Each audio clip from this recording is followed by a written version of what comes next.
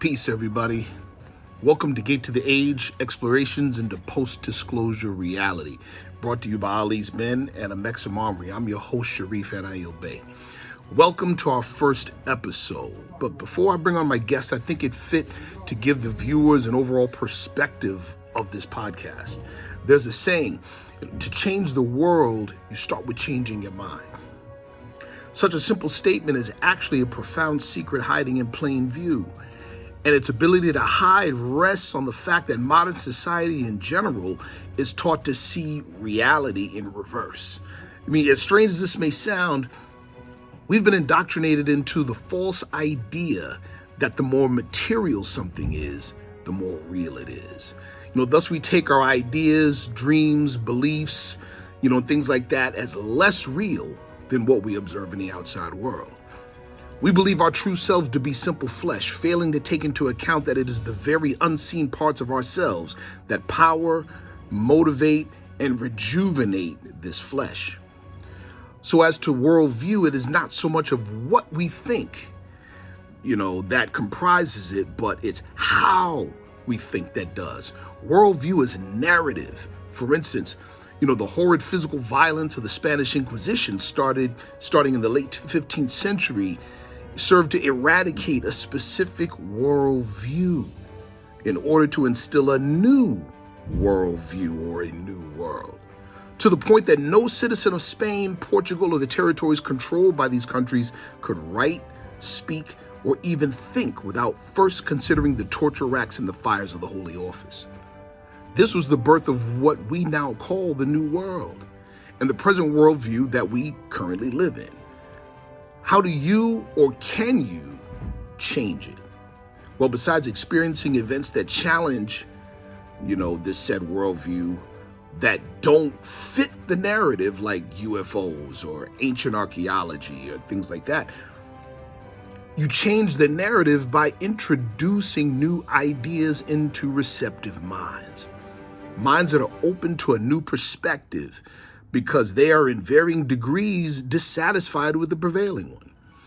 When you see new narrative or common matters into the minds, or if you seed new narrative, into the minds of a critical mass of people, this group of people's thinking now changes permanently, and thus their actions and activity change.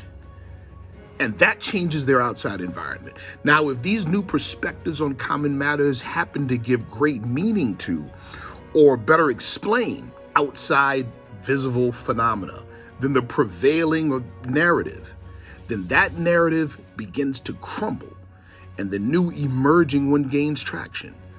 The point where these two conflicting ideas are on the scene are always marked by sharp increases in social strife, instability, these types of things. And this is exactly what we see in the world today. The minds of the people have to be prepared for the inevitable changes that are coming. And this is what this show is dedicated to.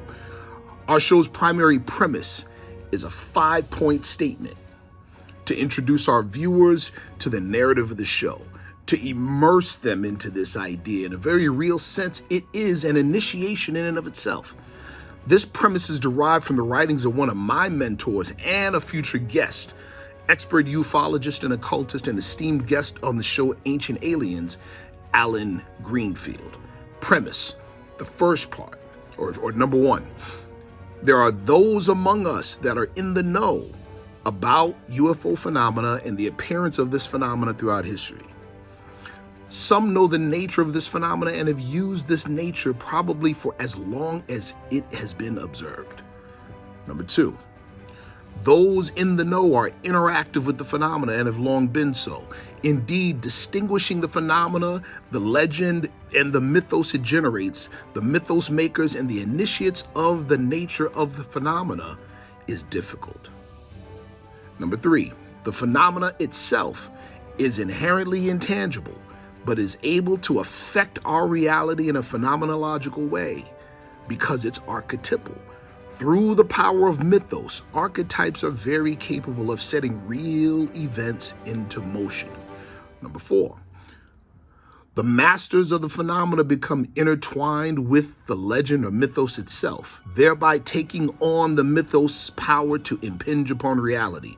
Those more fully immersed in the mythos are in control of reality to the extent that the mythos itself is in control. Such individuals also, in a very real sense, acquire the intangibility of the mythos.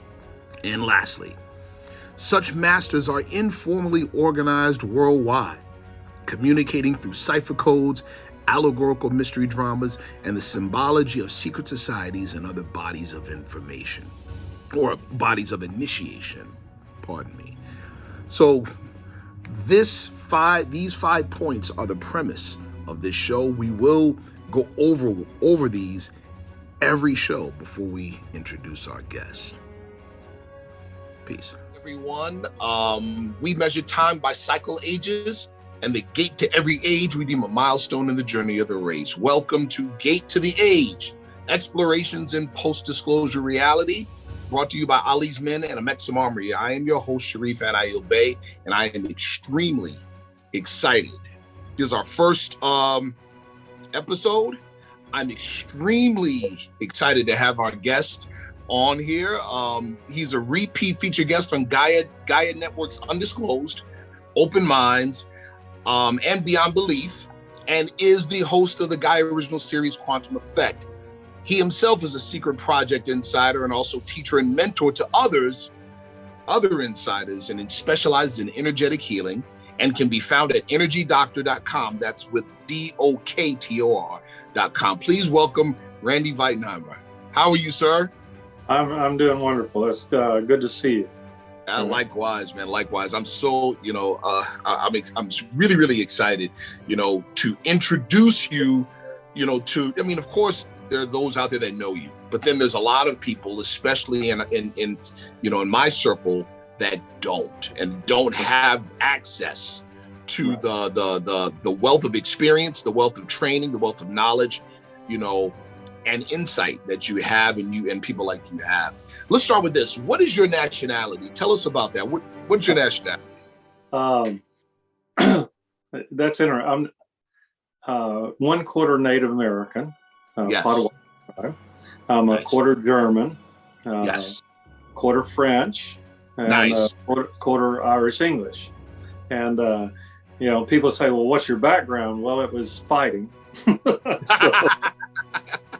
they go, "What do you mean?" I'm like, "Well, the French fought the Irish fought the English fought the French fought the Germans." Anyway, you get the picture. All that's going in as a kind of like a morphic field you absorb from your parents, and of course what their history is. Absolutely. And so it becomes pretty fascinating.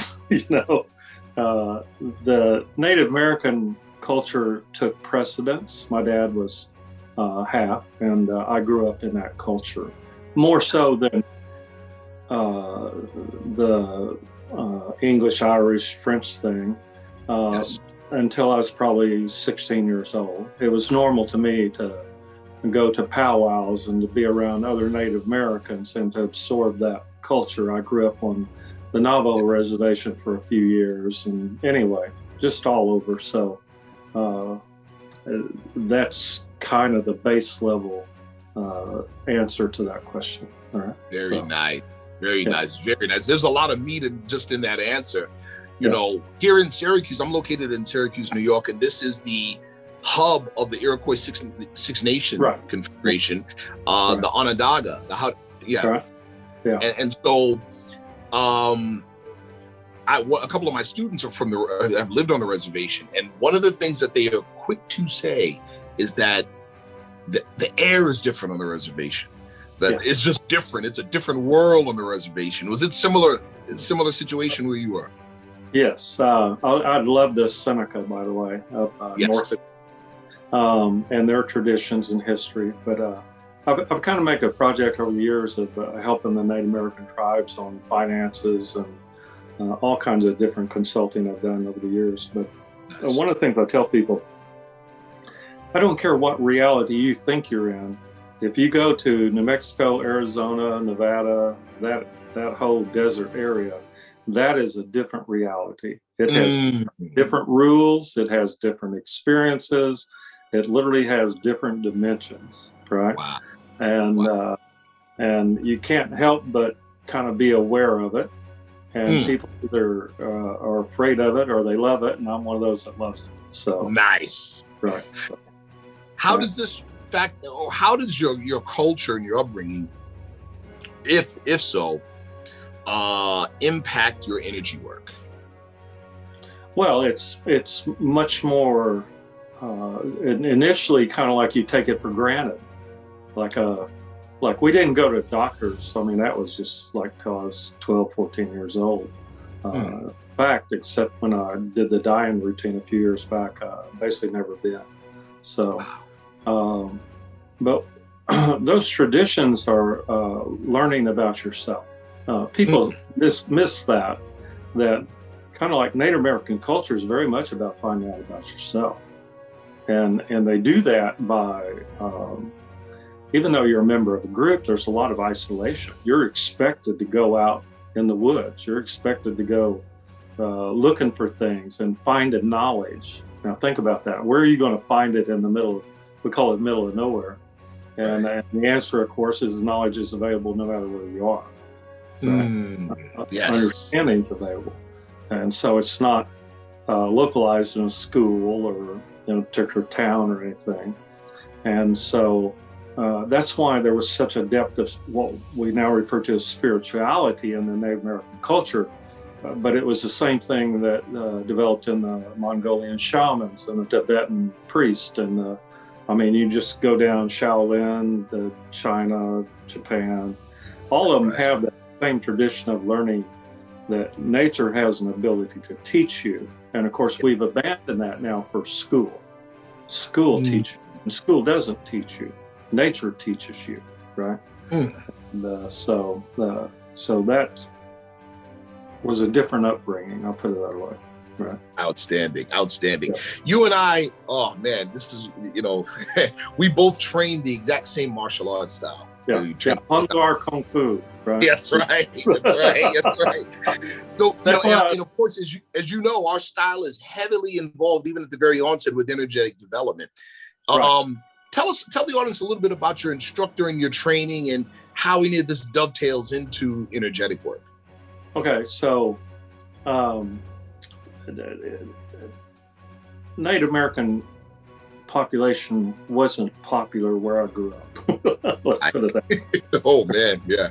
and literally I fought every day. So wow.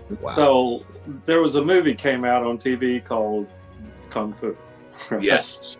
And there's a little background prior to this, but I looked at that and I said I basically have progressed to the point that I didn't fight any one person.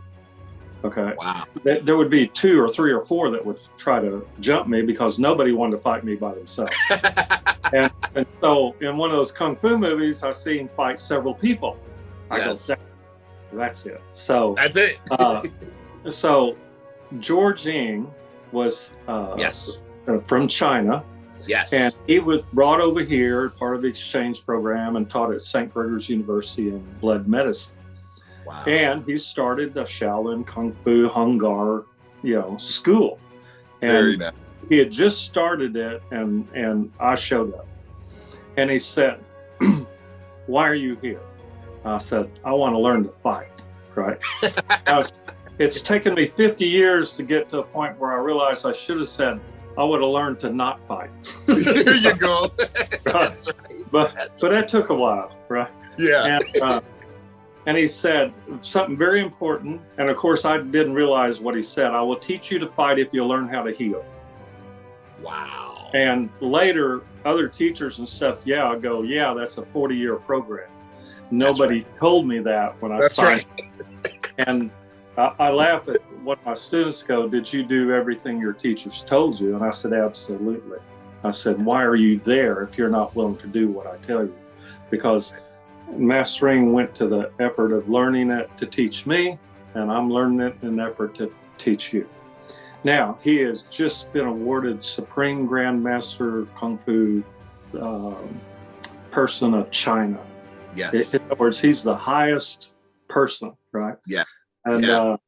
and I have done nothing but try to impress him over the years. So there you go. So when I left, back then you had to write a letter to go to schools. So when I left Oklahoma, I went to LA, about 20-something years old. And he said, study with Grandmaster Archie Wong. And so I said, no problem. So I went to Archie Wong in LA, got beat up a lot, but and anyway, just kind of progressed from there. I studied with one of the 5 students that Bruce Lee trained in Jeet Kune Do. I studied with several Grand Masters over the years, and very nice. And I've had 2 of them actually ask me to take their place. Wow. So, and in our tradition, that's a rare accolade. Correct. Right. Correct. So, yep, it is. So yes, I pursued it what I call relentlessly. I would switch towns or jobs or anything in order to keep pursuing, 5 hours a day. 2 other things. I don't mean to chat so much. No, go, please. Yeah. When I was about 15, somehow in Tecumseh, Oklahoma, I picked up a book called Chuang Tzu, Genius of the Absurd. Now, a Chinese book in Tecumseh in 1960, 1965 or something. It's like impossible. One of those things falls out of heaven. Yes. And I would read that book. I remember being 13, 14, 15, and I would throw it because I didn't understand it. It's a total different way of thinking. Eastern thought is a different way of thinking. Yes. And so eventually I reread some of it lately, and I just laugh because it's very simple. You can understand it now. Yeah. Yes. And so that was kind of a precursor, and then the Chinese medicine, and then that came out of that 40-year program. Is just like when I teach martial arts, I only teach defense in the first 6 months. Gotcha. After that, it is all offense, right? A totally different way of fighting. Yes.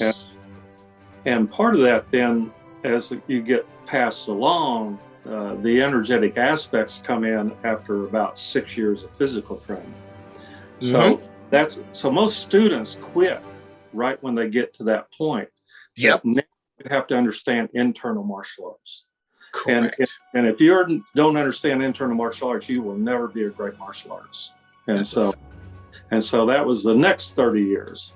And so 2 milestones. When I was 30, I went to mastering, and I said, I've done this. I studied Grandmaster Archie Wong, Master of Wai Kim. I studied with 6 years of Aikido. I studied this. I studied that. This, and this. And he got up around his desk and came up and put his arm around me and said, I'm proud of you. Wow. And so a lot of people talk about lineage, right? Or like, what's your degree in? And I'm like, I have one. You see what I mean? Exactly. That's right. And then the second PhD program, I was in LA, and 3 of my teachers were there. One of them did the choreography on Crouching Tiger and Hidden Dragon. Oh, nice. Okay. And I messed with them bad. And so I was messing with them, and I give an example. There's one scene where he does 6 moves for a heart freeze on the first. Yes. And I said, what's wrong? Like, didn't you have good teachers? It only takes 2 moves like that. And he just dropped his head, right? And I said, and then you undid it with 6 moves. I said, just all you got to do is that, and you undo it. And drop his head. He got the other 2 over there, and he goes, look, you have done more at 50 years old than we did. And again, we're very proud of you. So now we have 2 degrees. Right? There you go. Yeah. And people say, well, how do you, like, what's your, lineage and your, I'm like, you know what? Give me 5 grandmasters and I'll take any test they want to get. Now that's an ego, right? There you go. And I might not be able to pass it now, but 20 years ago, I used to be pretty good. Pretty good at it. So now, you see what I mean? In talking about some of these secret compartmentalized projects, right? I remember hearing you speak with Emery, shout out to Emery Smith, about super soldier programs. Right. Yeah. So would you say, and I think I know the answer, but I'd just like to ask it anyway. Would you say that your martial arts training could qualify as in a state-of-the-art or close to industry standard super soldier program? Think about somebody that does steroids. Yes. Okay. Yes. That would be super soldier. Okay. Chemical modification of the. Now, this is something that program I was going to do with DOD is like, they were going to give me 10th Mountain Division, all this stuff. And I said, I'm going to make them cry. And they're like, oh no, these guys are tough. And I go, no, they're not. Because they don't understand internal energy flow, right? They don't understand the ability to stand in that waterfall, ice cold, for hours. They don't understand generating internal heat or raising or lowering your heart rate or blood pressure. Correct. They don't understand all the things that you can do to manipulate the human body. That's right. So super soldier projects are externally applied. That's what we would say, right? And I know a lot of the training they give and things like that, but they're jacking a person rather than developing a person. Got right? you. Yes. And so that's my issue with it. Okay. It's not that they can't develop up somebody that can beat the heck out of you or do this or that major feat of strength, but right. But that, and I told them, you focus on strength, we focus on stamina. Okay? Look at history, that people that fought in battles for like days. Just read Middle East history, read the Syrian history, read back through the Germans and Romans. It's like, right. We don't have people like that anymore, right? That's fact. You know, if you can, I mean, I've fought like in tournaments from 9 a.m. to midnight. Yes. And it freaked out my teachers because you can learn to reset your energy back to 100% like in an instant. And I teach that, and like, you never wear out. You never get tired. You never have to stop. That's right. I've got a couple of boxers that have come to me, and I go, I will teach you things that you won't believe. The 15th round will be just like the first round. So, and see, that's energy flow. And that's the part that, like, there's just not many people teaching it anymore, right? Not at all. So you bring up, it kind of makes me jump ahead a little bit, but I'll go there. Like, there's the term, transhumanism. And, you know, what I mentioned previously about super soldier programs, and you spoke to, you know, jacking up the human body by external means, right? I'm a firm, I personally am a firm believer in an advocate of transhumanism, but bioenergetic transhumanism. Development of the body as opposed to, let's say, cybergenic interface or things like that. What are your thoughts on that? Well, again, it goes from internal to external, right? The super soldier's external. And the transhumanism is mechanistic to me. It's the Borg philosophy that we can do things. We can give you an artificial arm or leg that can do more. It's a bionic man 10 times over. Correct. And the trick is that all that works, but it only works in what we would call a technologically sophisticated environment. In other words, maintenance is needed. Now, one of the things to find out on the other end, like what I teach, you know, where it's internal development. You're able to survive and thrive and do excellent things on your own cognizance, your own effort, your own existence comes into play. And so it ends up being that you abandon the potential as a human and exchange it for a mechanistic or for a chemical process. And I could talk for a long time on that from a medical and many other aspects of it that come into play. Don't understand that, right? So let me tell you, that by itself is a show. Yes. You know, I agree with you 100%. Like when I mentioned when I say the term bioenergetic transhumanism, I'm seeing the development, as you put it, development of the non-physical parts of the self as the technology. Yes. Meaning we come here with it. We have it already. Right. Yes. One of the things I teach is that historically people have said, well, there's no owner's manual to human being.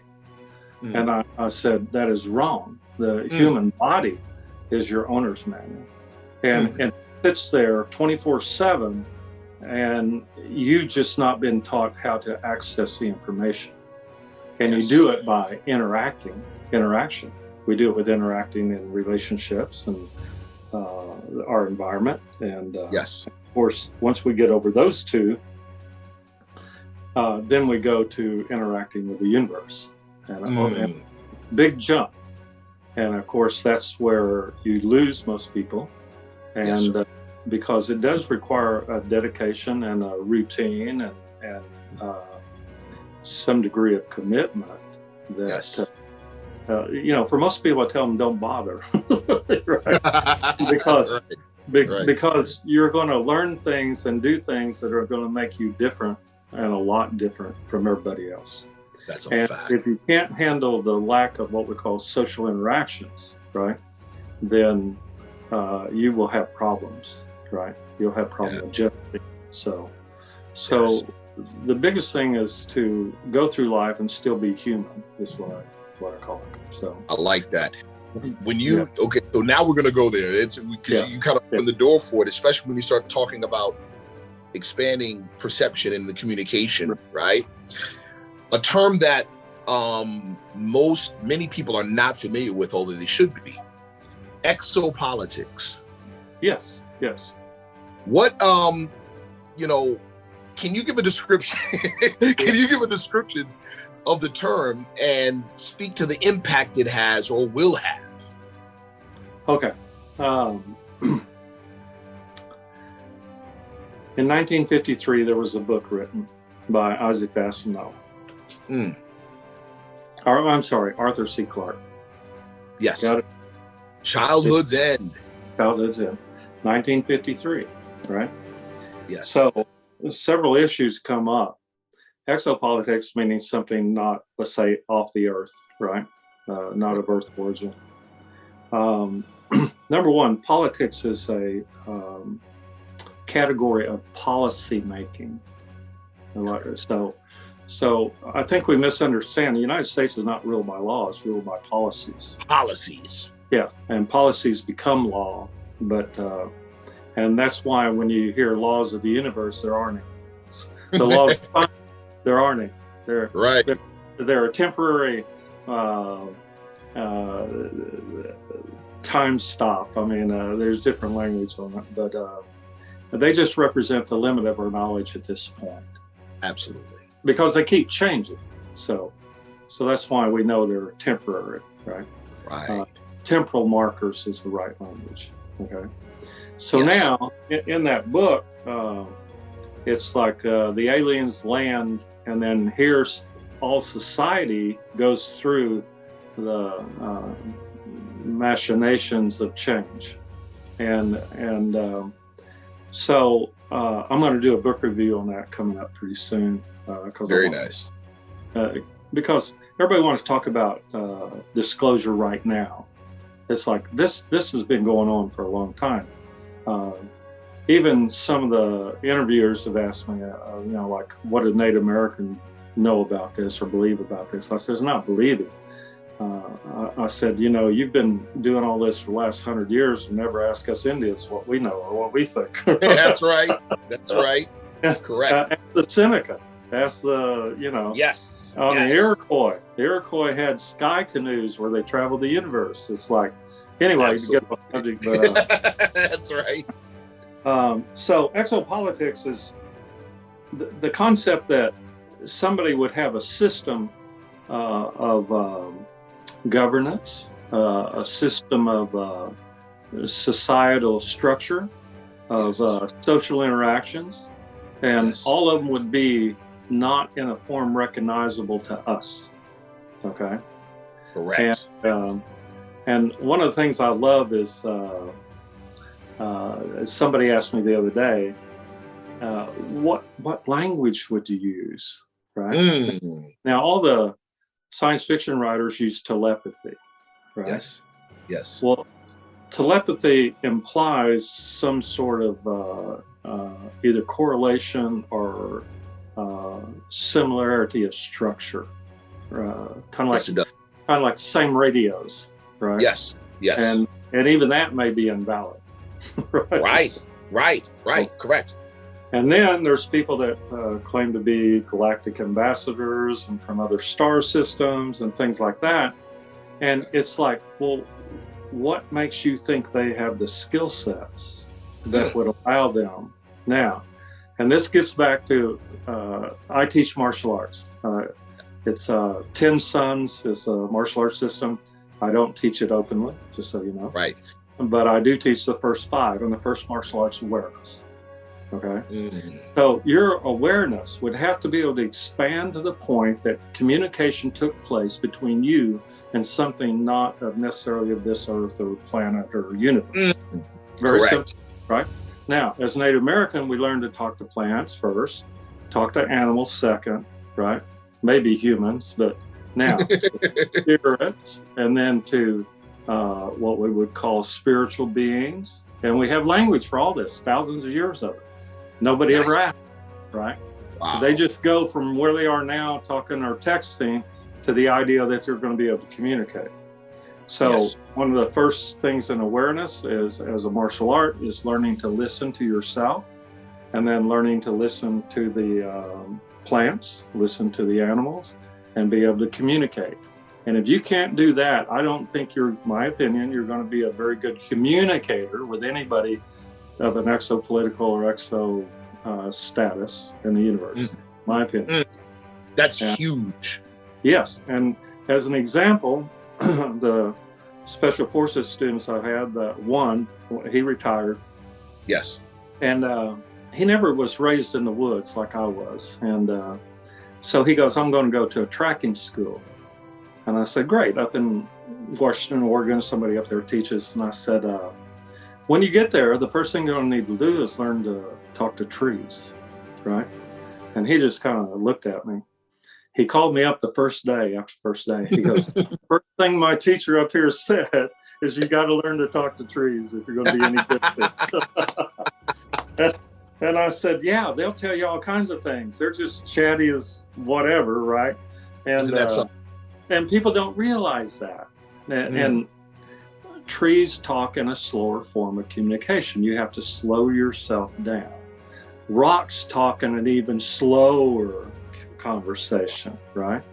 And and it's like animals talk a little faster, and then humans, especially California, talk really fast. So so speed becomes a variant in how we communicate, and it allows us to delve into communicating with plants or animals or whatever, right? So that speed, a vibration or whatever, you're speaking to being able to tune it down to, let's say, animal level, tune it lower to plant level, tune it lower to mineral or protoplast level, or higher. Yeah, because they will tell you, like my grandmother, the plant will tell you.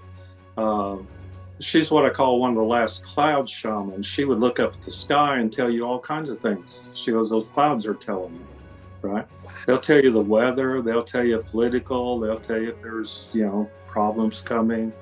And now what she's doing is tapping into that field of information. So people use different things. They use plants, they use crystals, they use cards, whatever.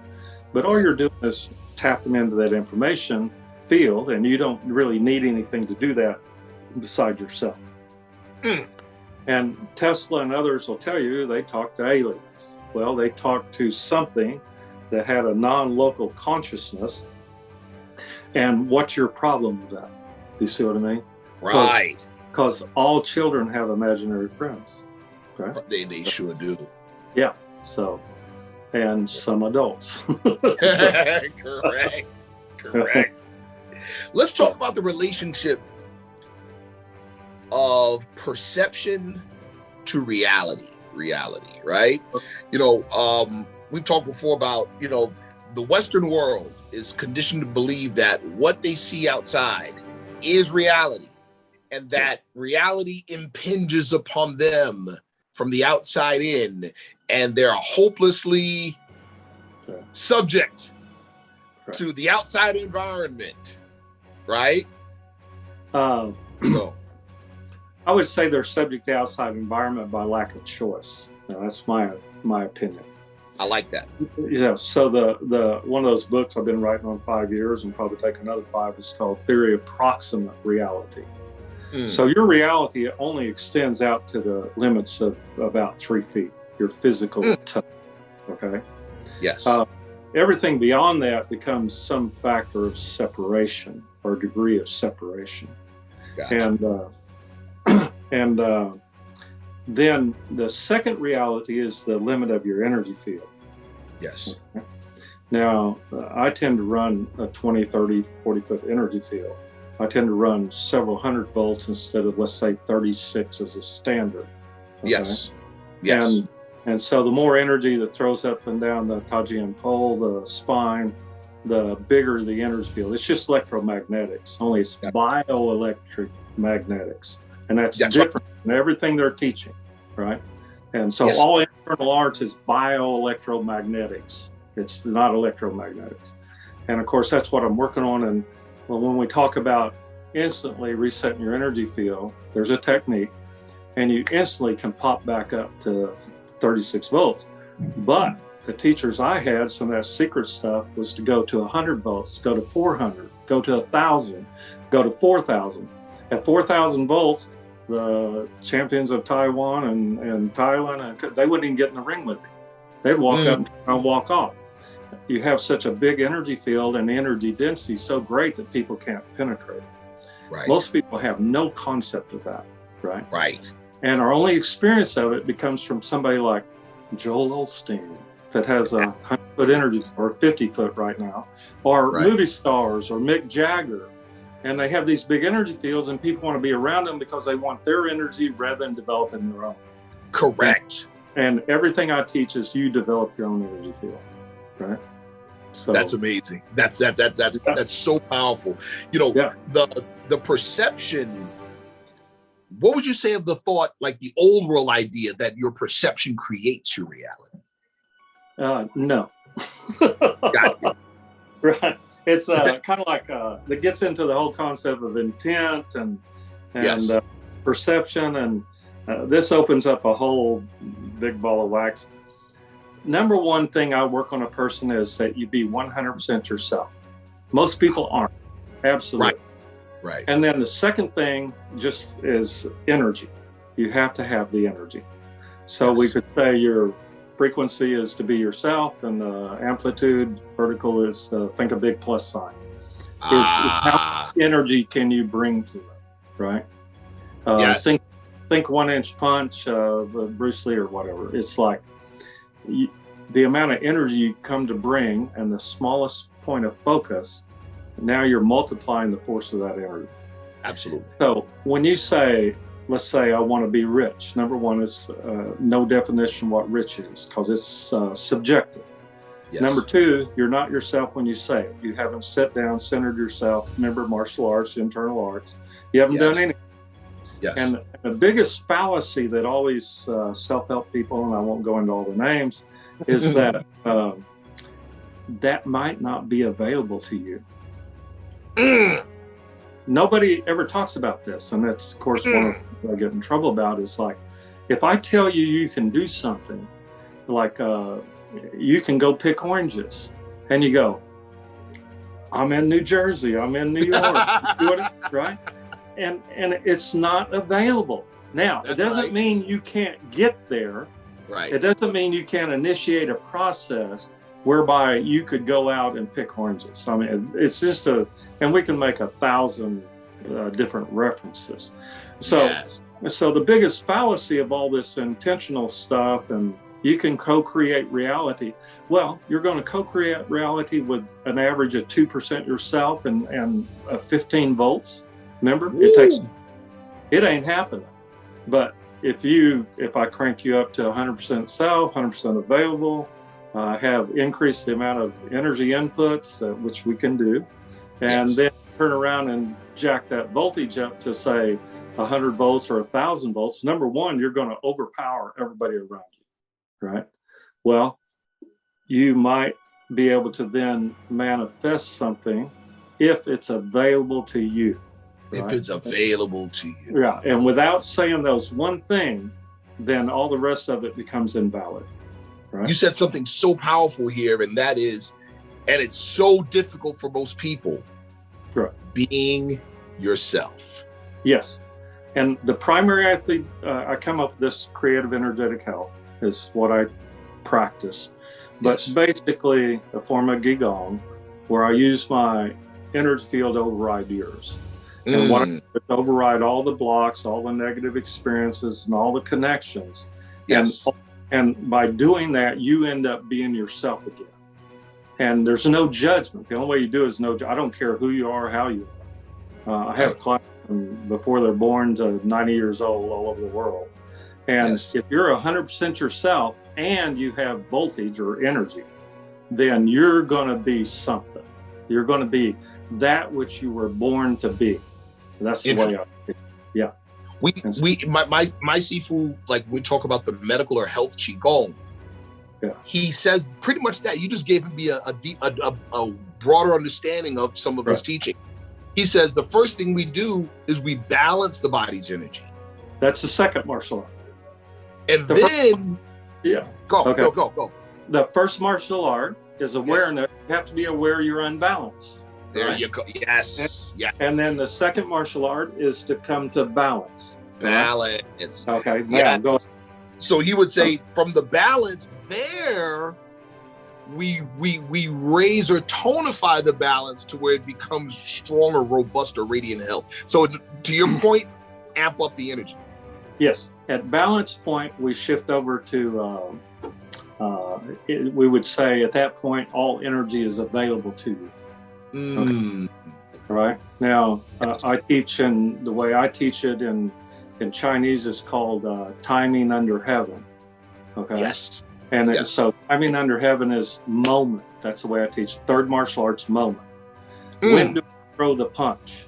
When do I make the phone call? When do I punch the gas? Right? Yeah.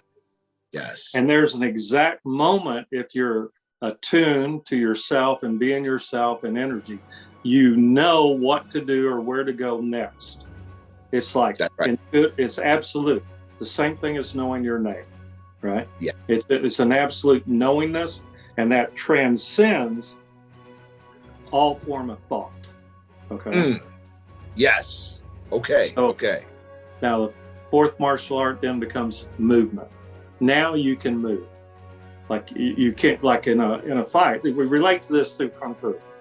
In a fight, I only throw a punch that lands. It drives me crazy, the mixed martial arts and stuff in boxing.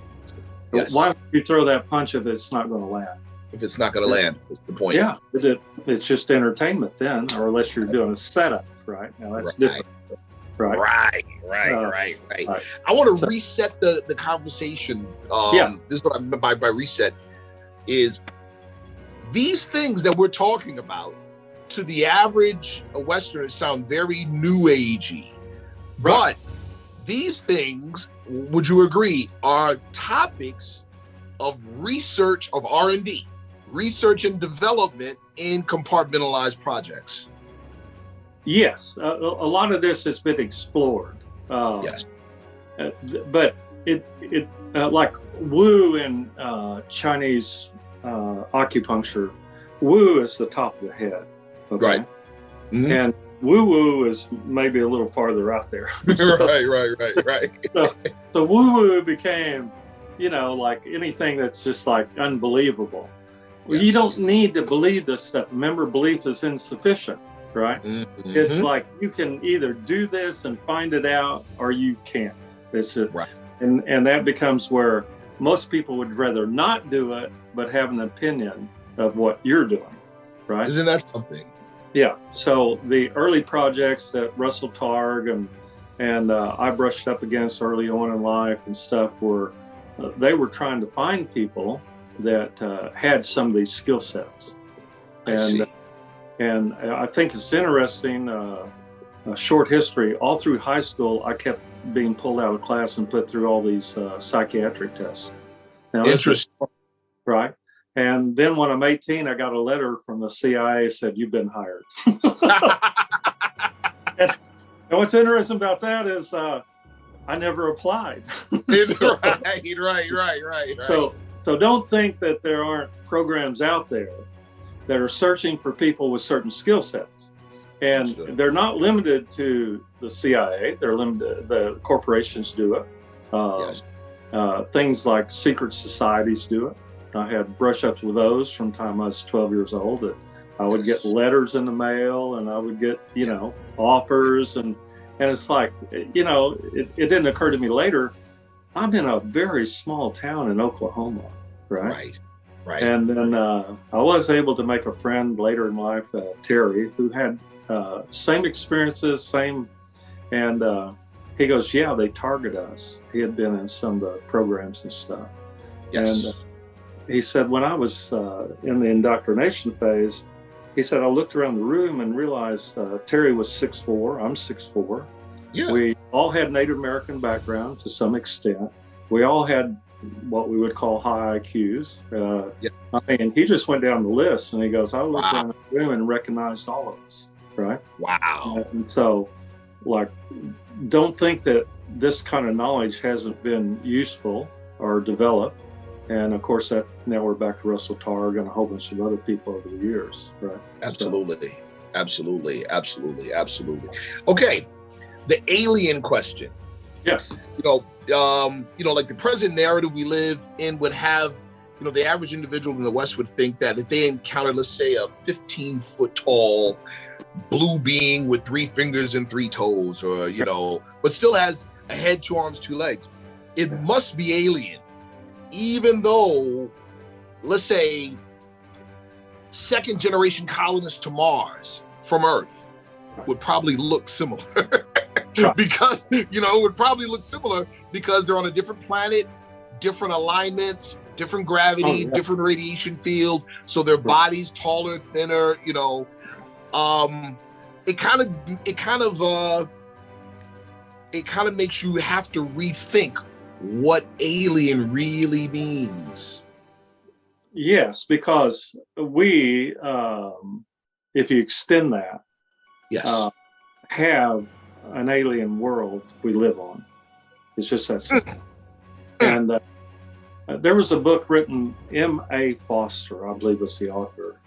And I don't know if the title was this, but the subject matter is KLESH. Okay. And the Klesh were individuation of Earth tribes or peoples, right, that were genetically modified to an extreme. Got it. So the redhead Irish became red fur all over their body. And I'm 6'4", and I went to Amsterdam, and the women are taller than me. I'm short, right? The men 7 foot. I go to Japan and I'm a giant. Yes. Right? So if you start looking at the variation in human beings on the planet, from the pygmies in Africa to, here we go. Like, why do you need to pick skin color? Why don't we do height? Why don't we do weight? Why don't we do, we can throw in a million variables. I tell people, if you don't like somebody, you just don't like them. You don't need an excuse. You don't need a reason. Right? Because all you've done is say that you are not liking. It's kind of like same thing as saying I love somebody. There's no object. There's no object of hate. There's no object of love. It's I'm being loving or I'm being hating. And if you take away the subject, now you're left with the fact that you are in a state of being. Okay. Ooh. Right. So number 2 is that the physical parameters of being human are all over the place. But at the same time, there's only one human, right? because if you're not human, you're not human. Isn't that something? Yeah, you see what I mean? So what is an alien? Well, an alien would be somebody that's not human, okay? Right. I mean, it's very simple, meaning Yes. that no interbreeding, despite what some of the 20 and back people would say, that they produce children, would not be possible, all right? That's a fact. Okay. Now, the second part of that is what we call epigenetic change, all right? Yes. And so they did research, Harvard, something several years ago. They finally came up with the fact that extreme experiences can modify your DNA and be passed on. Okay. Mm-hmm. That's well, right. That does a lot more to say how we all end up looking the way we look than anything. Right. Yes, it does. It wasn't just where I was. Remember what's available, right? Yes. Yes. Right? So what was available through all peoples and all cultures resulted in epigenetic changes in everything from height to weight, skin color, eye color, hair color. And in that book that M.A. Foster wrote, it's like they take it all to extremes. And they talk about aliens collecting humans and then doing the genetics. And this was written in the 70s probably. Yeah. So all these concepts have been out there. It's just like right now, it seems like 50 years later, we're catching up with information that's 50, 60, 70 years old. Absolutely. And I've been preaching it for 50 years and people think I'm strange as everything. So, right? So exactly. There's only one human. And if we follow that line of thought, there's only one human life. We all have the same life, right? Yeah. And it's the human life. And what that means, I give the example, like if you had a car wreck. Well, some people have a car wreck. Some people hear about it. Some people read about it. Some people see it in a TV show or movie. Yeah. So we all have that experience, and then we all upload it to the collective consciousness of being human. And then we share all that. So we all have shared knowledge in addition to our own, right? Yes. But knowledge you develop on your own about yourself, through yourself, can be added to the collective consciousness. And then we say you have contributed to humanity. So what you just said now, in light of the question I just asked about humanity versus alien and what our views of alien are, Richard Doty was on, former OSI agent, right? Was speaking about knowledge of having knowledge of an exchange program between Earth and the residents of a planet near Zeta Reticuli. Right. Just as an example, I'm bringing this up. Could that be called, would that qualify in your mind, maybe, or in your thoughts, as part of that expanding the human experience? You understand what I mean? Okay. Yeah. Dr. David Hawkins' required reading is a book called Power versus Force. Ooh. And I studied with David for about 8 years. I would go 57 times or something, once a month to Sedona. And he wrote 14 books. I recommend them. It changes your conscience to read those books. It's one of the few things it does. And one of the questions was put to him, remember, we can calibrate and kind of like muscle testing, applied kinesiology. When I was learning it in the 80s, 70s, and 80s, it was like woo-woo science, right? Yes. Now they teach it in chiropractic and medical school. Absolutely. But when I was doing it, it was way the heck out there. Right? Yes. So through kinesiology, and I teach a really advanced form of it, you can know the answer to almost anything, right? And David, one time somebody asked him, well, are there other humans in the universe? And he goes, yes, right? And remember, we can check for the truth, and he was telling the truth. And so I turned around and calibrated the distances. Light years, right? Like you say, is it reticuli or BOOTES with a over the E system? Oh, yes. And so apparently there's 2 other star systems that have human type beings on them. But one of them is like maybe 1 million years more advanced. Now, one of the things that happens in the conflict, the great crash that'll occur, is a clash of civilizations. Yes. And when Arthur C. Clarke talks about it, it's one of the things in that book, Childhood Zen, where he takes you through it. He takes you through all the evolvement of consciousness and society and politics. You know, we do not have, let's say, a beneficial organized system on this earth of handling society or people. I'll just put it that way. Gotcha. And I'm not advocating for a one world. I'm advocating for kind of like in the M.A. Foster book, that each society or group of people, whatever way you want to divide it up,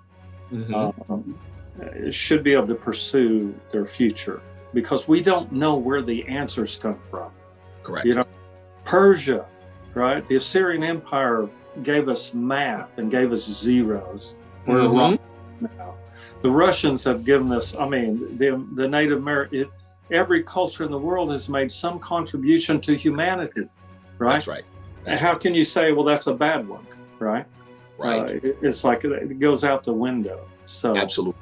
Right. So all this ties into, we would probably be forced to come into some sort of unification, right? Yes.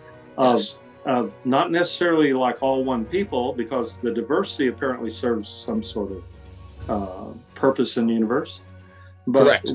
we would be forced to come into some way of relating to people, maybe without so much violence or without so much destruction, right? Now, that's right. Yeah, and the reason is because any sufficiently advanced civilization is going to impose a new social order, a new political order, a new way of doing things. Not necessarily good or bad. We don't know that yet. Right. So for people even to, back to that hate and love thing, for somebody to say, well, I love the, Venusians, or I love the, yes, blue, this, that, and the other. It's like, well, and then you hate the, sorry. Camera went out. You good? Yeah. There we go. I need to, give me a second. I know we're recording. Sure. No problem. I can, I'm going to pause it. Pause the recording.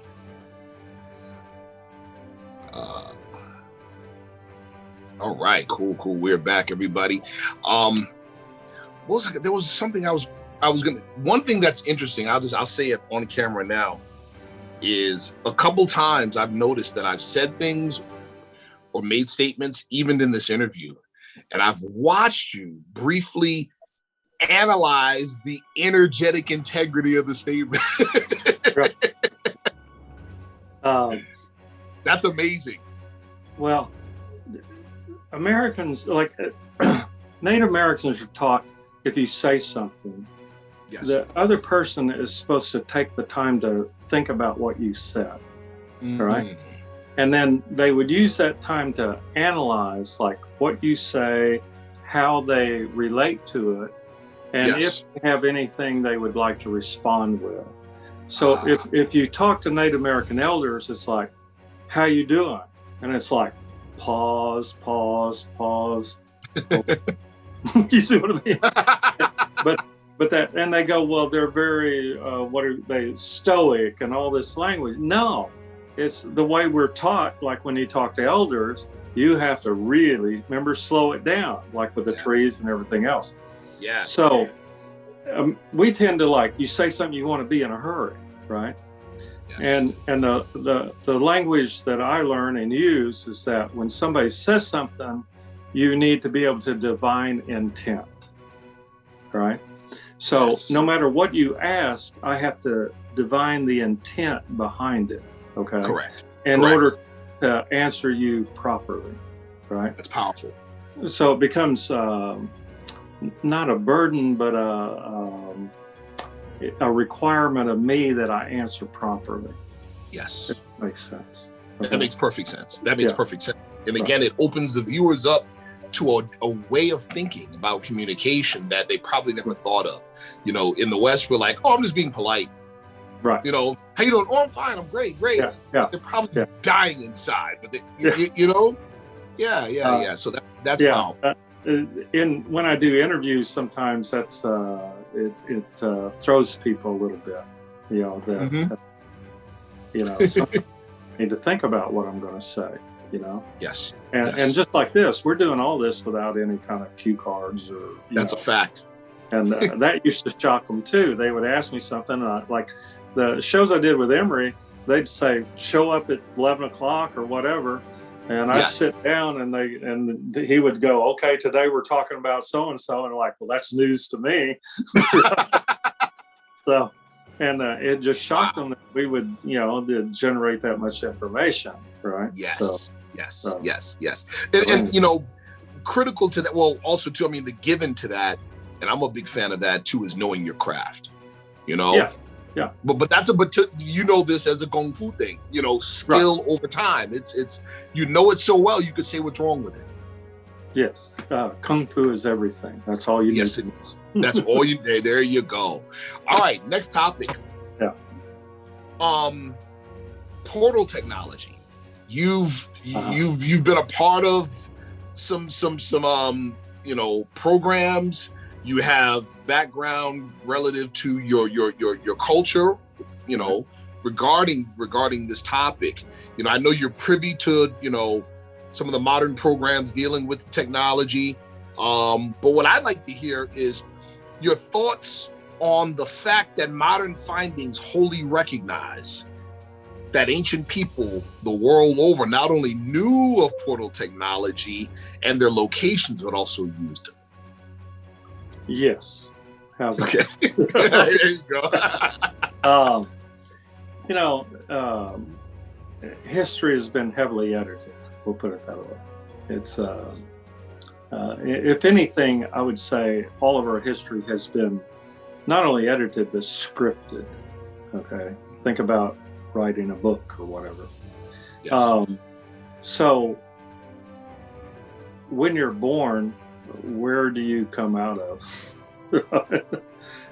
That is a physical portal, right? And it's like you had existence, and then now you have a different existence. You had an environment, and now you have a different environment. Correct. And so the whole concept of portal is contained right there. Okay. Now, remember what I said about the Southwest? There's different rules. I promise you, there's different rules out there. And anybody, I tell you, go down in Southeast or Southwest Arizona and go out in the desert at night and just sit yourself down. And don't recommend it, by the way. Right. If you're not raised in that environment and attuned to it, you're going to die. So, flat out, that's it. Huh? Yeah. So it's very simple. Even the soldiers I train, it's like, don't do it. I know you train out there, but I promise you, don't do it. Don't stay out there at night. So one of the things, like, I'm basically 10 or 12 years old, and my dad would take us out, way out. First of all, we were 80 miles from the closest grocery store. There wasn't a town where I lived. They were building Glen Canyon Dam, and my dad and uncles all worked there. And it was in the middle of nowhere. Now Page is a town there, Page, Arizona. Okay. But he would take us out, and we would go up to the Hogans and wait and talk to people that lived out there. And one of the elders, one day I was sitting talking to him, and he said, "You see that mountain over there?" I said, "Yeah."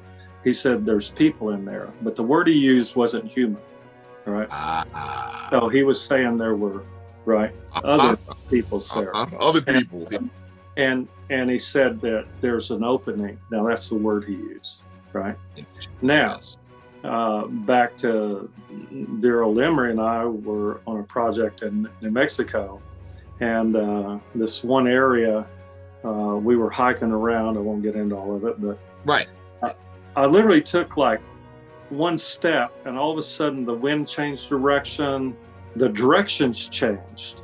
I mean, I was walking due west. Yes. Literally one step away, I was facing northeast, right? Now, I kept walking, and about 12 paces, I'm walking due west again, right? Now, the information density of this is 100% because I did it. I'm not lying about making it. And I was so excited. Remember, the energy is added to the information density. Right. And I run back the 12 steps and did it again. and he's sitting over there and goes, "Do you feel that?" And I go, "Yeah, there was the air was coming from a different direction." And I go, and I didn't do a temporal marker on it to see what time it was, but man, there was something going on there. That is a portal. Now, that's a very weak one. Okay. Remember, the environment changed, the information changed, the direction of air travel changed, the feel of it changed. All right. Now, if you're not sensitive, you wouldn't have picked it up. Okay. Got it. Yes. Now, I run back and forth about a dozen times. That was the most fantastic, fun thing I'd ever done. Right? It's like you one step to the next, right? We call them quantum leap or quantum shift, right? Right. One step to the next, 12 steps later, out, run back, and like that's a portal. Now, a lot of those are very weak now. And then, of course, the other question becomes like, all that information about the air and the air quality and how it felt and smelt and everything can give you a clue to that it's somewhere else, right? And then now we go into what we call temporal and spatial distortion, meaning it's not exactly where we are right now, okay? Got it. And part of that gets into how we're environmentally defined by what's available to us as far as a reality. So now we get into the fact that there's exercises and techniques and meditations where you can increase your temporal reach, is what I call it, or your spatial reach. Yes. So a person can have reach in space and time. I have that, right? Nice. I teach it to people. Some people are naturals at it. But the greater reach you have, the more knowledge, more information, the more abilities, the more skill sets, it goes on and on and on, because all that becomes available to you. Right? The Yaqui, the Yaqui Indian shaman. Yes. Yeah. His student, Carlos Castaneda, did a book. Of course, he has books about his learning, but he also wrote a book speaking to something very similar, which you mentioned, called Magical Passes. And I had the book a long time ago, and I'm looking at, because I'm like, wait a minute. Physical exercises, okay, this is cool. And I'm looking, and I'm like, this looks a whole lot like what my martial art looks like. It looks a lot like it, And thank you for bringing that up, because that's another way I teach people is that, the Yaquis hold on to a spiritual woo information field, and they access it. And when you're in that field, what makes you think the air isn't changing direction, or the sun shining a different way, or you know what I mean? I mean, you are in a different place, right? And when you close your eyes, you can be anywhere, okay? When your eyes are open, like I was, and walking those 12 paces, you're somewhere else, and you didn't need to close your eyes. Now that's the difference, right? And so we look at that and realize that it is possible to enter into other dimensions, universes, time, and space. Yes. And then as a skill set, there are some people that have higher and lower abilities, and I call it just reach. How much reach do you have? Understand. And you can develop it in any direction. One of the things I thought was interesting, very recently, somebody goes, well, are there any more portals? And I go, yeah, there's 2 in Texas. I mean, we can locate them. But it's like people go, okay, tell me. Like one lady, one in Utah, I said, this is where it's at. And she went there. And she goes, how do you know that? And I go, how do you not know it? You know what I mean? Right. But you're asking for information that's available if you can access it. If you're 100% yourself and 100% available, all that stuff. But the other part is people like, what are you going to do with that knowledge, right? Like I could take you there and you go in and out the door. What are you going to do with that? And then people invite me all the time. Well, take me. Okay, let's see. take a month of my time and put together a little party that goes and and who's going to pay for all this? And they're like, I can't believe you're asking for money. you know, you know, it's like, well, I still need to pay rent, and you know That's what I right. mean? Correct. Correct. No, Correct. I do have a life, believe it or not. That's right. That's right. That's and right. I'm not opposed to that.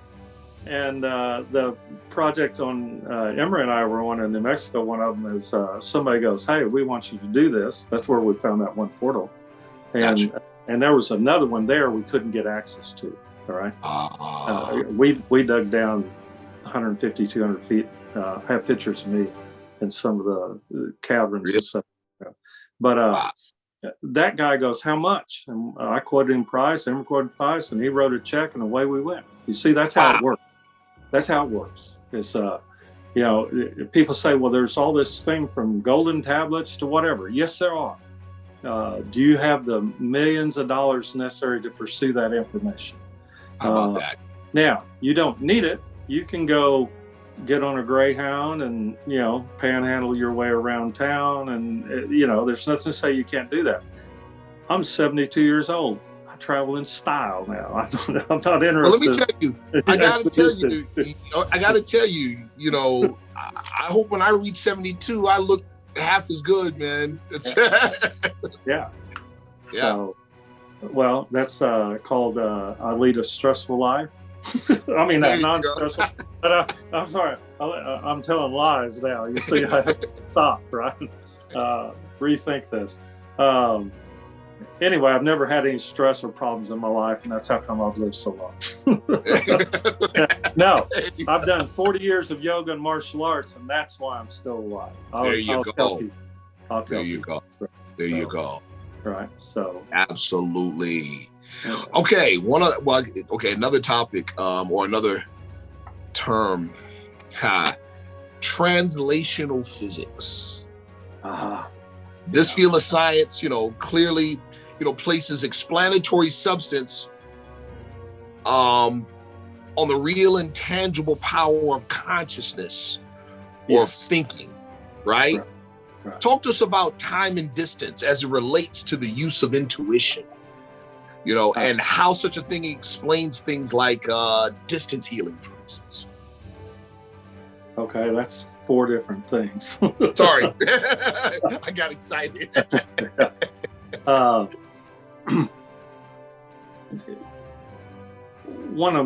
man came to me. He goes, "I want to study." I go, "Write a big check." He goes, "Okay." and so he showed up, and I took him through it. And so what I laid out was the 15 different levels of physics as we know it right now. And quantum physics is number 5. So that tells you how much more is out there. Wow. Right? Now, one of the things that happened, the perversion of Maxwell's equations, 1918, and the Copenhagen window, and a few other things that happened in quantum physics back in that same time period. That was kind of the next step beyond Einsteinian physics, just like that was the next step beyond Galileo and all the rest of them. And that's why there's no laws. There's only the limits they place on it, and then it takes an outsider to come in and give us a new one, right? Yes. And so anyway, there's at current, I have about 15 different physics that are out there, right? Now, translational, transformation physics is what we do when we work on ourselves. Okay. Got it. And when we work on our own consciousness, we would call that transformative, all right? Where you actually can create a physiological change in the body. Correct. Right? Yeah. Yes, sir. Right. Translational physics is what we were talking about, like put your mind on Paris before we open the show, and you can be there. You can have, just like me standing in that portal, I can have all the experience of the air and the light, everything going on in Paris. Okay. Right. Or on another planet, because time and distance disappear on all that. Yes. Right? Yes. So that's 2 of the physics that are out there that nobody talks about. they freeze framed, whoever they are, us into Einsteinian and quantum physics. And one of my favorite things is to go to these Carnegie Institute things in DC, Washington, DC, where they have these physicists come in. And, Yes. And I get to ask questions at the end. Oh my God. They sit there and basically have problems with the questions I ask. I'll put it like Yes. We can throw out gravity waves right off the bat. Black holes we can keep maybe, but dark energy, throw that out the door too. So anyway. Right. The American, we would call military scientific establishment, operates on physics at 7 and 8 right now. So that's why they have a lot of knowledge that would greatly benefit humanity, that would greatly change our world as far as energy creation and utilage and medicine. And this is the areas, of course, I do research for the last 4 years. Yes. So anyway, that answers some of that. Now, on space and time, about 20 years ago, there was a conference, and there were a bunch of people there that are very famous now. Right? And excuse me. But my favorite was some Russian physicists were there. Excuse me. Yes. So Dr. Konstantin Korotkov and Dr. Seva, not his real name, by the way. But anyway. And we would get in these big arguments and yelling matches because we were having fun. And that's the way you tell something is good, when you're having fun. And God, we would wrestle around. Excuse me. And I said, time and space are aspected. Give me just a moment, all right? Sure. Yes. You can cut all this, I hope. I said, time and space are, excuse me. Time and space are aspected, meaning we can divide it up into segments that we can deal with it, right? Yes. So people talk about space as like a unity. It's not. It's segment. It's aspected, and time is the same way. How do we know that? Because time slows up and slows down, and it doesn't exist when you're in certain states. And that's right. And space is very expansive or very not. Or so anyway, when I started looking at that, something important happened. This was, let's see, probably 1988. Okay. Is when I was playing with this. Yes. And from Oklahoma City to Shreveport, Louisiana is 8 hours, 408 miles or something. I was waiting on this. Go ahead. Yeah. I got in my car at exactly 8 o'clock, right, to drive down there. I would have got there at midnight, right? Yes. And I mean, I would have got there the next, let's see, wait a minute. It was about, I would have got there at, let me do the math. I would have got there at 2 or 3 or 4 in the morning. Yes. I got there at 11:30. Whoa. Okay. Now, I drove. I wasn't in a spaceship or anything. Right. But one of the things I've been exploring is how aspects of time work and space. And it took me 4 hours to go that 400 miles driving to Dallas and then across to Shreveport. Now, that's impossible. But I had, for a long time, I had the phone records. Remember the density and everything? Yes. And so when I came back, I didn't do what I did. Okay. Got you. What I did was I threw out and decided to not travel like in space 8 aspects. I got rid of number 2 and numbers 5, and you know what I mean? So I didn't have to travel through as much space doing 60 miles or 70 miles an hour as somebody else. Now, one of my physicist friends had a real problem with that because it said you violated this law of physics and this law and this law. And this law. And I said, no, it wasn't just me, it was the car too. How about that? Right. Now, so the same physicist friend of mine, Dr. Physics, he said, how'd you do that? So I told him, right? He went from Denver, 500 miles to Oklahoma City, and it did it in 6 hours, right? And driving, actually 5.5. And he said, I'm not doing that again. And I said, why? And he said, it gave me a headache. And I said, well, you weren't holding your mouth right, which is a Southern saying, right? So he verified that. And I've had other people I've taught it to, right? And the crazy thing is if I'm not paying attention, it doesn't work. Or if I'm paying attention, it doesn't work. I don't know how to describe that. Mm-hmm. But even my girlfriend, we come out of Sedona one time. Yes. I heard you talking and I don't believe any of this. And I go, okay, how much mileage I was catching a ride with her. And I said, how much mileage does your car get, like on a tank of gas? Right. And she goes, I know exactly. Because 320 miles to a tank of gas. I keep track of it, right? Mm-hmm. So we got to Sedona. When we got to Albuquerque, she had used just over a quarter tank of gas, right? So wow. So guess what? Space and time are mutable. There's a key. Now, where did I learn that? When I was 13, I built the third laser in the United States. Mine was battery powered and portable. Right. Nice. And I got disqualified for the National Science Award because I spent $30 too much money over budget. Just so you know. Man. And Men in Black showed up too. That's the first time I ever saw them. Interesting. Tell me I didn't win.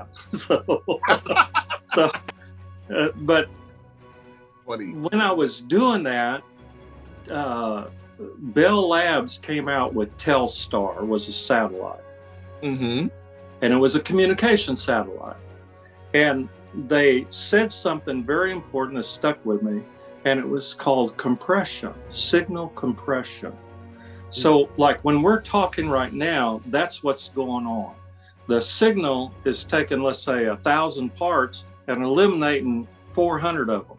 Correct. And in that way, they can increase the speed of transmission. Remember, they're deleting data. I'm telling you science. You see what I mean? No, can I pause you for a second? Yeah. You and for the viewers. Yeah. Randy and I have talked about this before. Right. He's also mentioned it in a previous interview in a little more depth. It adds some other details. Just now, I just caught what you did. Right. I understand it now. I have goosebumps. I get it now. Okay, go ahead, continue. Okay. So if you can do signal compression, well, what is all communication? Visual, right? They do it there, right? They separate the packets, eliminate as many as they can and still maintain coherence. The integrity of the message. Yes. That's correct. That becomes critical, but if you think about it, and if they could do it with an analog device back then, because they didn't have digital, right?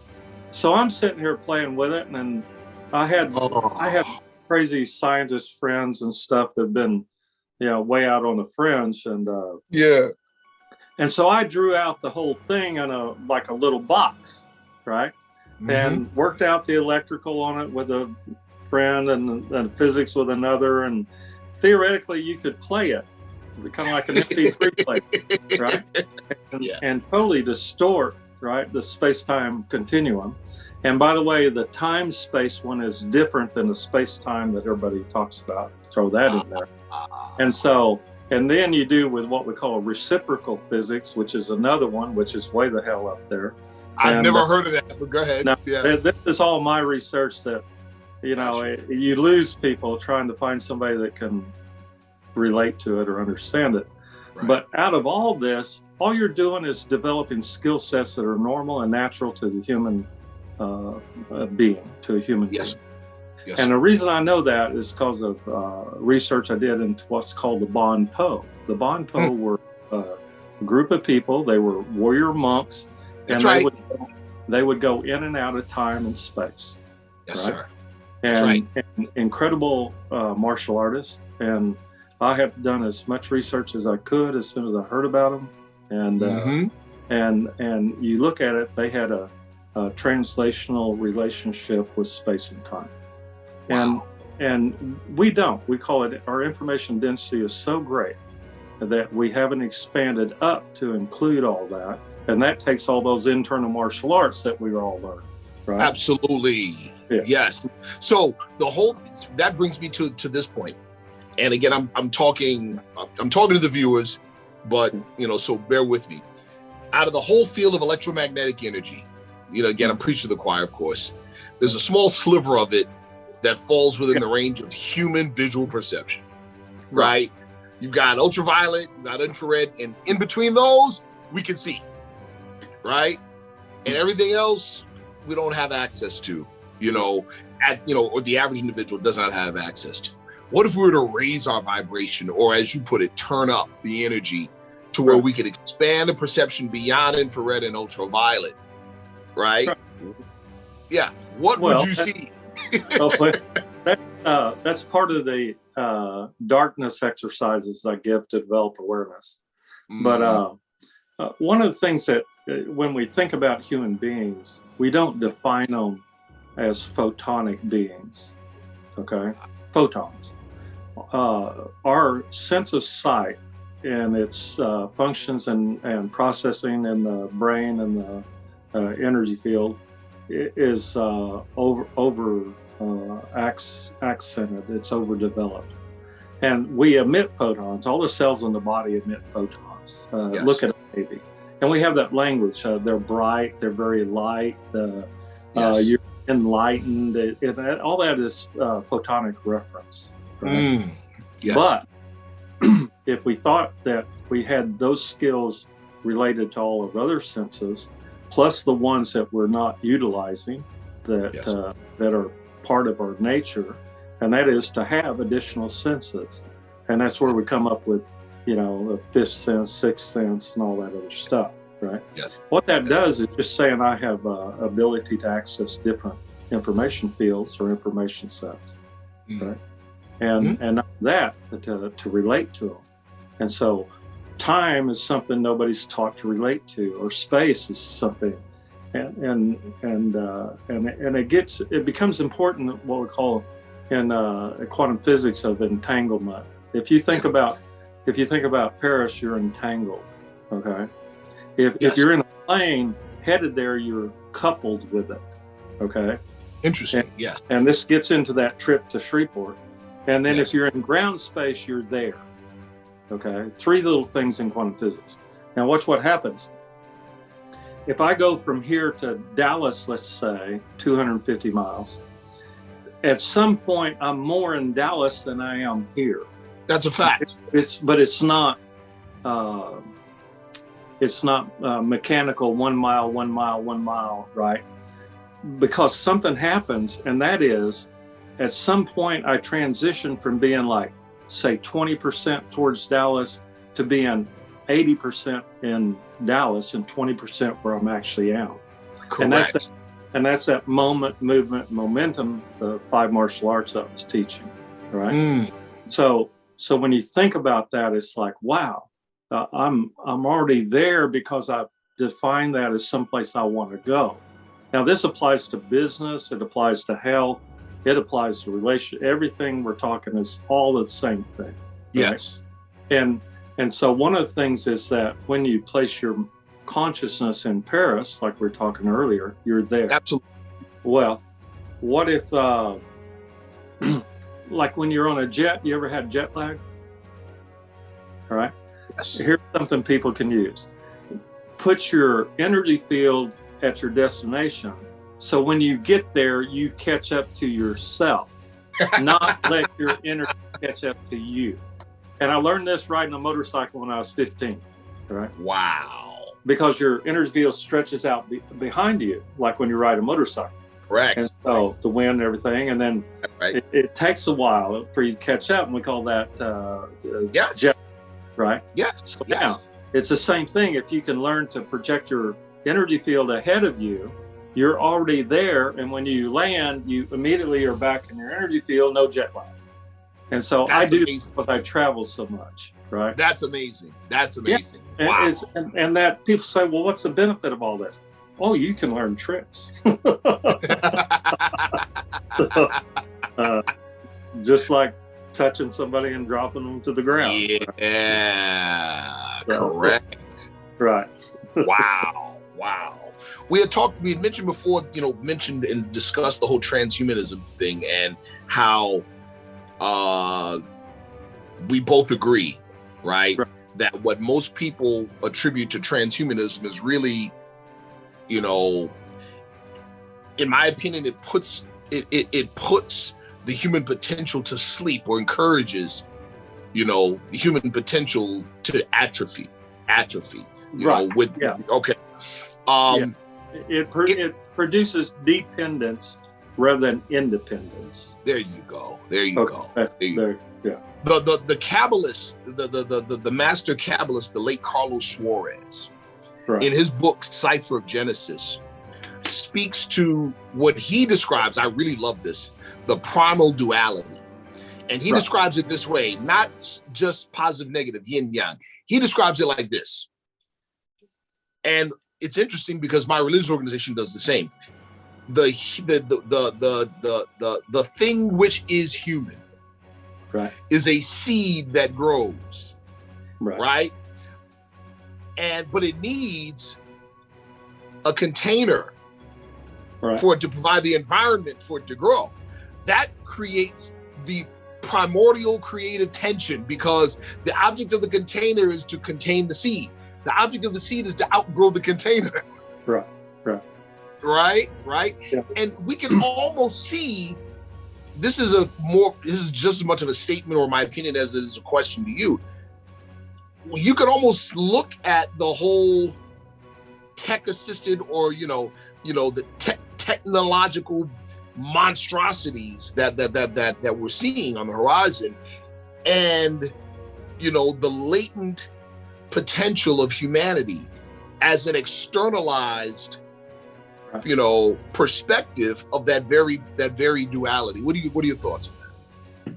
Well, your interactions and existence is defined by the container, the human body that you're in. Yes. And it's further constricted by being male or female, and pick a dozen different characteristics. Correct. So one of the things that happens esoterically, it freaks people out, is not only can you transfer your consciousness to Paris or to Dallas, you can transfer it into another person. Come on, that's right. Yeah. And I'll tell you about that separately. But you can have the experience of being another person. You can have the experience of being female or being a plant. And one of the tricks we teach in Native American when you first start with plants is same thing in Carlos Castaneda's book. Don't lose yourself. Don't get trapped, right? So at one level, we would say we're trapped in a human body and limited to the experiences that a human body can give us. But one of the things that the shaman in Yaqui Way of Knowledge talks about is, no, we're not. We can come out of this human body and access. Now, my research and everything I've developed is that remain human, but be able to experience all that too. So you don't really need transhumanism. You have transcendence, not ascension. So there you go. Ascension's a 4,000-year-old religion out of Egypt, and it didn't make it, right? That's but right. Transcendence also becomes a form of physics, and see, that's another physics: transcendent, transformative, relational.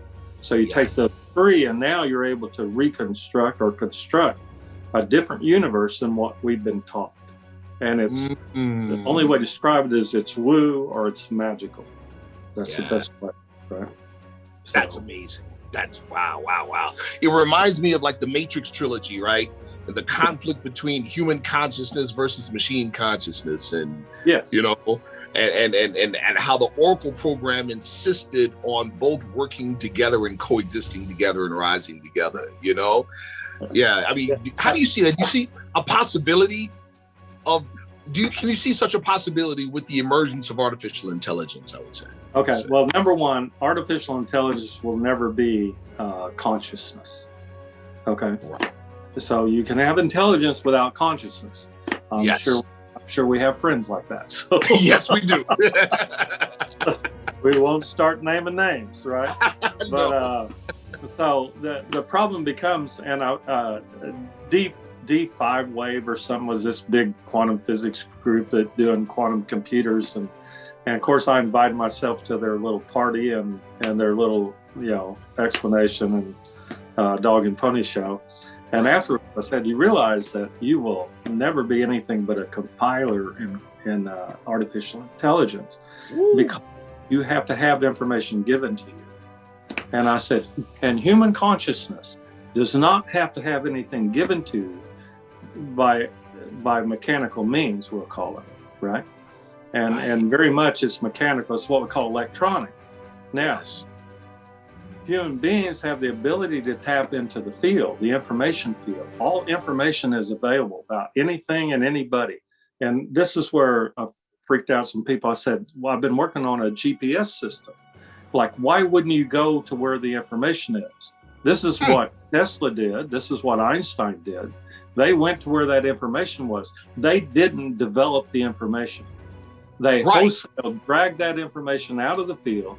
And even Tesla said, I wrote it all down. And in one night, I designed those dynamos at Niagara Falls that 140 years later are still working. That's you see what I mean? Now, that's right. That is quantum intelligence, not artificial intelligence. And AI will always be what we call a mechanistic. It will never have a humanistic aspect to it. It can't. Right? It can't have emotions. It can't, I don't care what they say. Right. Right. So, wow. And of course, they don't like talking to me. Now, one other thing though. Yes. Remember information density? Yes. Information density plus energy. What do we have? Theoretically, we have consciousness. Consciousness. Yeah. So one of the things I like to do, I would go with my girlfriend to the casino. And guess what? They became electronic. Remember all the machines? Right. Now, if they're electronic, to some degree, they have consciousness, just like a plant or something. And one of my things I like to engage in is talking to them. Now, yes. as they advance in electronics, they advance in presence of energetically and whatever in the field. They have a field presence. All electromagnetic fields have a field presence. So, if that's true, then that machine or that computer actually has some conscious aspects to it. I would say that somebody I was with would lose all their money, right? When they would go. We have $40 is all we spent, by the way. Right. But I would take my $40 and I would go ask each machine, are you going to give me money or not? Right? Wow. And now, I only had one lie to me. Just think about that, right? I mean, this opens up the whole thing. But I would go in and I would come back, and about an hour later, she would be out of money, and I would have $400 or $500 that I would give her to go play again, because it was just a thing. And it was like, but this happened 4 or 5 times because I would go, because I would talk to them, and so in Vegas and stuff, you have too much interference. It's impossible to do it. And they generate interference fields. People don't know that. But they generate tremendous interference fields at a psychic level. But if you can find one of these small non-generated spaces so much, all of them do it. And but you can maybe talk to the machine and find out which one's going to pay off. So there. That's powerful. That's so powerful. They will talk to you, and then it gets really crazy. Why not talk to AIs? They exist in the field now, which they never did before. Right. So it's possible to communicate with an AI, right? And it's so the one in Cambridge or in the United States. There's one in England. There's one in China, and several others. But you can have a conversation. Now, how's that? So. Wow, that's so amazing. In my religious organization, we have a saying, right? All things, we could say, if it has, I'll summarize it. If it has a vibration, it has a measure of consciousness. Yes. Everything And, that and exists has consciousness. That's it. wow. Everything Wow. is now. When we go into non-local consciousness, remember we talked about exopolitics. What makes you think that they don't have consciousness? What makes you think a planet doesn't have a planetary consciousness? What thinks even individual space, right? All space has consciousness, and if it has consciousness, it has a field. Here we go again, right? All fields can be measured. All of them can be, interrogated is the language I use. I interrogate the field for all your information or anybody else on the planet. All I need is a first name, right? Wow. So, because if you can supply that name, it means you know them, which means you have a direct connection to that name. There's a connection. And you can tap into that connection and follow that information flow and follow it back to its source, so we can know who did what to who and how many times, and all of it buried in not your consciousness, not your memory, but actually buried in the field, right? Wow. So, Wow. this is where, like I said, this gets really, really crazy out there, So, wow. Welcome to my world. Hey, man, it's again, okay. Last question, because we'll be here forever. Last question. As it relates to the eventual event of disclosure, right? What can you say to the viewers regarding preparation or even anticipation? What are some of the things that we can expect to see in the near future? And how much, this is interesting about what you said about information density, how much of what we see can we trust? Well, I wouldn't trust any of it. It's Gotcha. what they call trust but verify. Right? Yes. Okay. Yes. So the problem, I had this conversation. We are not living in a hologram. We're living in a scripted scenario, or whatever you want to call it. Correct. Like a scripted movie would be a better language. Yes. And if you were scripting this, wouldn't you know what the answer or what the ending looks like? Absolutely. That's the thing about Arthur C. Clarke on Childhood's End. It's like there's an end when you start the book, and the book starts with the arrival of extraterrestrials, right? Oh. So what makes you think this is not scripted? Okay. Correct. It hasn't been, because I talked to the son of the guy's ranch at Roswell, where the crash happened. Yes. And his information density and energy was accurate on it. All right. Yeah. So I've had that experience. You see what I mean? Yes. But a lot of these other people, remember, on truth is that it's factual or what you believe. Right. Right. And a lot of those people are programmed. I mean, I will absolutely, I can prove it. All right. Through information density and energetics and all that. Yes. So, first of all, realize it's scripted. So, if there's going to be disclosure, then their process of delivering that is like a storyline. And what chapter are we on would be a better question. Gotcha. Right? Yes. So, when people talk about it, you develop the story. What are we seeing? Yes. To the stars and this and people, and I think we should start a club. I saw an alien. Yeah. Excuse me a second. But anyway, if you took all the data of everybody that says they saw an alien. Yes. Okay. Where's the alien? Well, we don't have one. Well, what about all the spaceships? Well, we don't have one right now, but we'll tell you that they exist, right? Mm-hmm. Now, I've been through the Easter Bunny becoming a chocolate rabbit. I've been through the Tooth Fairy. I've been through Santa Claus, right? Right. Those are all scripted stories, and we're in the middle of one. So the proper answer to your question would be, if this story had 26 chapters, what chapter are we on? What chapter are we on, right? Wow. And I haven't done this, but we could go, well, we could ask the field, we could interrogate the field, and let's say it had 26 chapters, and there's a reason I picked those numbers, by the way, but we could say we're in chapter 14. We ain't there yet. Now, you know, you can binge watch or read it in one night, you see, or think about it as episodes.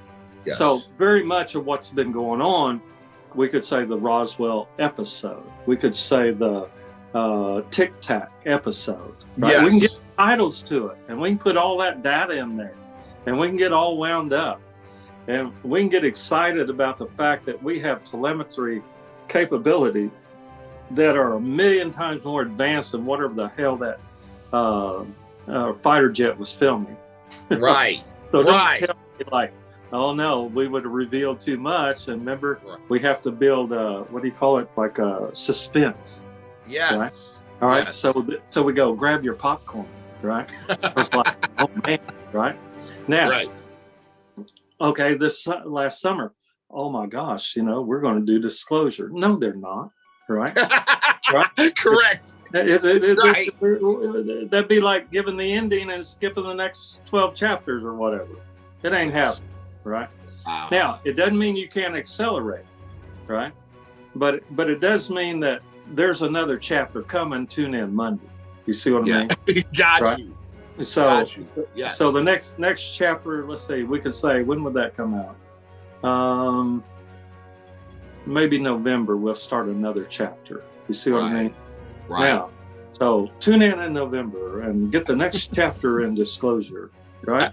And then everybody that's a guru and out there, and I mean, this is why maybe they don't do interviews with me anymore, but it's like the day you park, not just one, right, but several, the day you grant absolute access to anybody that wants to walk up and look at them, right, that you grant anybody the ability to copy any kind of information, medical, transportation, power plants, right, environmental, everything, metallurgy. When you have that ability as a gift to humankind, then you would have disclosure, but not if it's retained only by the rich or only by the scientific or only by the privileged. Then you will never have it, right? You will never have it. You'll never have it. So it's wrong to get into that mystery novel, right, without knowing that there has to be an end to the book, right? Right. So there you go. That's huge, because that's so huge. Oh man, you know, and not to throw shade on any other shows or any other networks, but wow. Yeah. Wow. And then, just so you know, everybody wants to talk about history, right? Like, oh, I saw this or did that, right? Yes. Depression is a form of memory, right? And anxiety is a form of imagination. Yes. Right? Yes. So think about where we are with disclosure. Is it a form of depression, right? We're not getting the information, or are we getting a form of anxiety? They have the anxiety get people wound up, just so you know. Yeah. But the other thing, we did a series of episodes where I said, I've had enough about talking about the past. I want to talk about what disclosure actually looks like and who's involved and remember those 15 physics that are going to come out? Those and what those look like and who's working on them and what corporation and everything. And they whoever they are, filmed those episodes and refused to release them, right? Really? So there's 10 mystery episodes out there where I went through all of this, right? Chapter and verse, right? And everybody's like, well, why don't you recreate them? And I go, I don't know. You know, at the time I talked about it, but it's just a measure of like, oh, I want to talk about aliens. And then 6 months later, I want to talk about aliens. And like, well, what good did it do you, right? You might as well get used to the fact there may be other people out there. We'll get that, right? There may be other people living down the street from you. How about that? And you're not curious about them, about their way of doing things that might improve your life, but you're curious about somebody from 41.6 light years away. Right. And that's a specific number, by the way. So,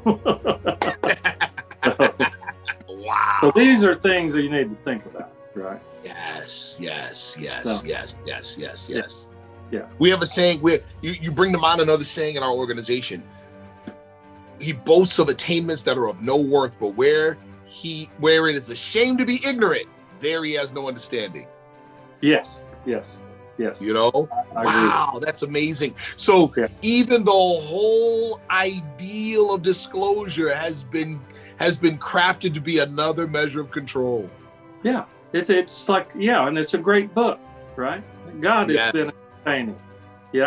I mean, Close Encounters of the Third Kind. I mean, we can just 2001. I mean, now you can get in where that's predictive programming, but the best way to look at it is like that's just the little blurb they put at the start of the chapter, and like, oh my God, let's talk about all this. Right. And then what happened? Nothing. Then what happened? Oh no, new chapter. Right. Isn't that what happened with the whole ATIP thing? Well, that was pardon me, that's the most ignorant thing I ever seen in my life, right? And UAP, right? If I give it a different name, you know what I mean? It's brand new now. Yeah, exactly, right? Oh, James Brown, Papa got a brand new bag. Right. Wow. Well, the same old stuff goes in it. You see what I mean? So, oh man. Yeah, a lot of ways to wrestle around. I mean, this gets into we can start naming characters. We can name support groups, and we can name the amount of programming that went into each individual. Don't think that these people haven't been programmed, and I know all about that. To quote Donald Trump. Yeah. Yes. I mean, I have to be honest, and I'll say this on the show. Some of the individuals that I think you're speaking of, but I won't say the names. It's almost if you're really paying attention, you can see the programming. Well, yeah, because remember, if we just go to information and energy density for everything you say, it's like the best truth or detector you could ever imagine, right? Because you have an intuitive knowingness of what that looks like, and like I say, the metric we use is just your own name. You know your own name, and you know the truth of that. And if you know the truth of your own name, you know the truth of anything. And this is what I teach as a beginning step, right? Wow. So, wow. This has been amazing. This has been absolutely amazing. Man, this is definitely one. I get no other way. Incredible first episode of this podcast. Is there anything that you'd like to say to the viewers? Again, most of my viewers don't know who you are. Okay. Well, number one, you have been given an opportunity to find out about yourself first. Right? All interactions point to that development. And then as you develop that, you experience a greater and greater range. Remember how much reach you have to explore literally the human condition or the human existence or human consciousness. You just kind of work your way up. And any entry point is valid. As much as I raise Cain about some of the other teachers or whatever out there, is that any entry point is valid. So just because I make fun of them doesn't mean that they might be a way for you to access and enter into this great experiment, right? Yes. So all it is remember what's available to you, right? Absolutely. I just happen to have Chinese teachers and Chuang-Tzu books, and Master Ring also told me to study Kundalini Yoga in 1968. It didn't even exist in this country. Right. And I pursued that for 40 years. So every time somebody says something to you, there's an opportunity there to see if that's a path you want to take forward. And remember, the path is strictly learning about yourself. There's no goal involved, right? And then if you can learn anything, can you share it? And to do that to the benefit of yourself and your family and your group is the way to provide